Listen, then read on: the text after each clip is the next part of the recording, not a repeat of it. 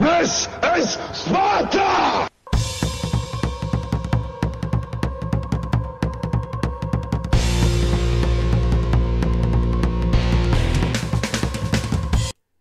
Hello everybody and welcome back to World of Tanks. My name is Spartan Elite 43 and tonight we've got the honest first look at the brand new Fortress Ferdinand.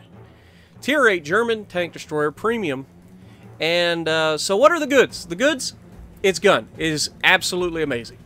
The gun penetration on the standard round 234 millimeters, penetration on the premium round 294 millimeters. Absolutely fantastic gun. The accuracy is 0.33, whereas the stock tech tree version gets 0.34 accuracy at 100 meters. The rate of fire is identical to the tech tree tank. They both carry 40 rounds. The signal range, view range, all the same. It gets a 55% silver bonus, a 15% XP bonus, so those are both decent. It gets a slight engine buff over the stock tech tree tank. I believe the stock tank gets 670 and this gets 700, so 30 horsepower I believe. 30 kilometers an hour. It gets 200 millimeters of frontal armor, and unfortunately, I mean the good news is the penetration is way better than the tech tree tank. I think it's 34 millimeters more than the tech tree tank on the standard round and 50 millimeters more on the premium round. But that being said, doesn't get preferential matchmaking, so you can see tier 10s. But the good on this tank, in my opinion, does not quite balance out the bad. And so in the right circumstances, if you're sitting at the back and you're able to keep the enemies in front of you, this gun will rip them apart and you will have fantastic results.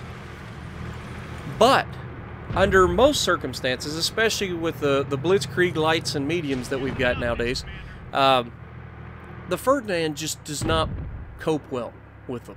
The turret or the traverse on the tank is horrendous.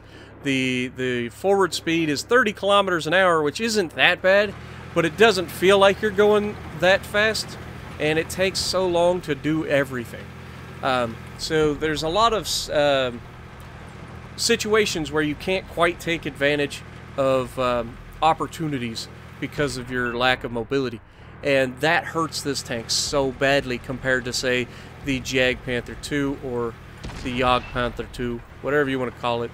I know that I don't pronounce everything perfectly, but you guys know the tanks that I'm talking about and know what they can do. The Jag Panther 2 in my book is one of the best tier 8 tank destroyers, just because of the fact that it's got a little bit of armor, so it can bounce rounds.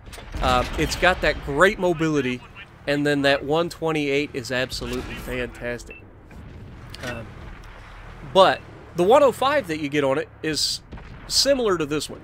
And the 105s are absolutely fantastic. I mean, you're not going to struggle to pin things with 105s in this game. And for a tier 8 tank to have this kind of penetration, I mean, that's brutal. I mean, there's a lot of things that you're going to run into that just aren't expecting you to just sit there and destroy them. But, again, the mobility, or lack thereof, is absolutely abysmal. We get this Panther who decides to drive into our trap, and he's in trouble because I've got DPM and armor and he can't do anything about it. Like I said, if you can get them in a position where they're charging you, or if you could keep them at distance, you're fine. But if they get close, you are screwed, and there's nothing you can do about it. You can try scraping off the sides of rocks and stuff, but this tank is so incredibly sluggish. It doesn't turn well, it doesn't move quick enough. It's a mess. It turns into a mess. But that being said, would I buy this tank? Personally, I would have to pass on this one. It's a great gun, don't get me wrong, but it's just that mobility, man. I can't get past it. I cannot forgive the mobility of the Ferdinand. It just does not work in most matches.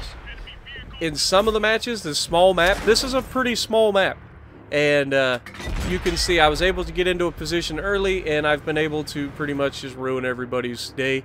But on most of the maps, especially large maps, and then maps with artillery against you, we had no artillery against us in this one, the Ferdinand just gets absolutely annihilated.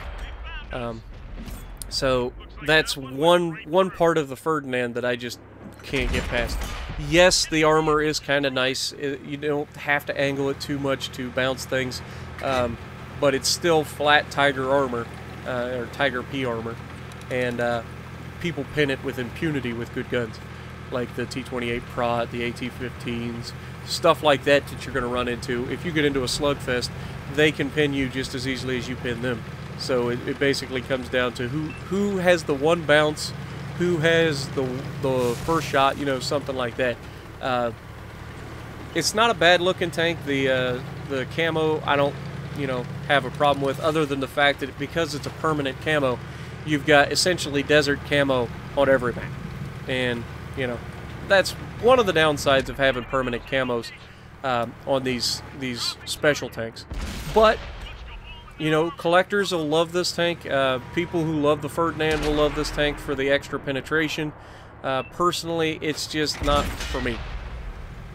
I would rather have the faster tank destroyer, the Jag Panther 2. But anyway, so we get in a fight with a Ferdinand here, and as you can see, he gives up trying to shoot us because he's got a 105 as well, and his 105 just flat out doesn't want... I think he's got the 105. He may have the 128 on it.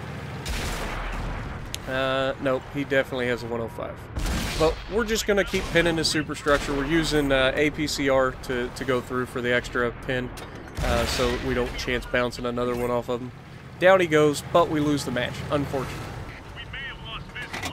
I tried to get the team to go back to the base, but it doesn't always work that way. But we get our Mastery Ace tanker, 80,000 silver, 4 kills, 3,500 damage.